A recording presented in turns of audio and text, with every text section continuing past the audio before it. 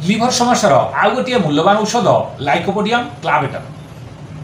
Liver समस्या हेतु जेतेबेले अम्लपित्त और अजीर्ण रोग सृष्टि हुए, अम्ल और पित्त बांति हुए, घटा और पिता हाकुटी आसे, पेटर बाम पार्श्व प्रबल वायु संचय हेतु पेट भितर गड़गड़ गड़गड़ शब्द हुए, फुटफाट करे, बेले बेले मने हुए जेपरि पेट भितर किछि बुलुची, दुर्गंध वायु छाड़े, झाड़ा छाड़े नहीं, लिभर स्थान सर्वदा अल्प अल्प बथा हुए, प्रबल भोक हुए, रोगी मने करे बहुत खाइबे, मात्र अल्प खाइबा मात्रे पेटरे गैस सृष्टि होई पेट फुली उठे, आउ अधिक खाई पारे नहीं। लाइकोपोडियम रोगी गरम खाद्य खाइबाकू बहुत भल पाए।